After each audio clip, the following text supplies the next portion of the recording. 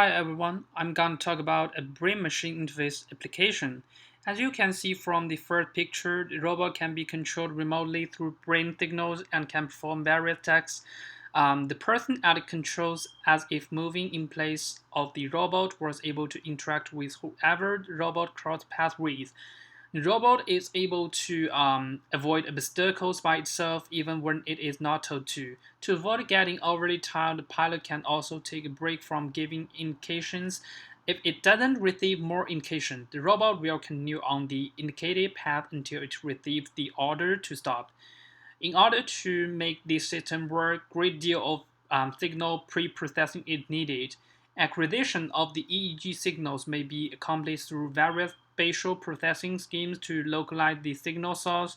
The next step is to extract features that code for the desired movements, such as moving forward or moving backward. The final step would be to classify different movements, like turn to left directly or slowly. About uncertainty in this application, it comes from the complexity to record detailed signals. Electrical impulses flow between separate bodies in an aqueous pulp whose architecture is constantly changing. Neurons grow, shrink, and die. It is really difficult to tell what signals are coming from where. So, how do researchers handle this? They handled it by attaching tiny MEMS-based model to each electrode on a multi-channel electrode array and using an algorithm to direct the electrode to individual neurons. As the electrodes are driven into the tissue, the software starts taking sample recording to detect spikes of electrical activity at the electrode tip. When the software detects spikes, it moves forward in small increments and tracks how the signals change after determining whether the signal has improved or gotten worse.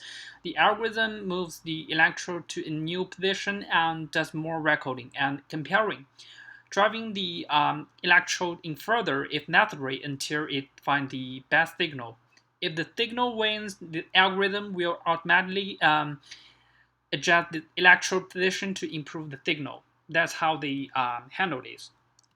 Finally, about the machine learning in this application, um, a standard decoder in brain-machine interface systems, the VKF has seen wide application and performs better than its static counterpart linear decoder. However, the power of VKF must be limited in um, context where the relationship between the inputs and outputs is nonlinear, where it seems likely that the relationship between narrow activity in scalp areas and the action of machines is nonlinear. The RNN appears to have all the criteria for an excellent BMI decoder because it has network dynamics and the computation is both nonlinear and distributed. That's why they choose RNN as the machine learning function.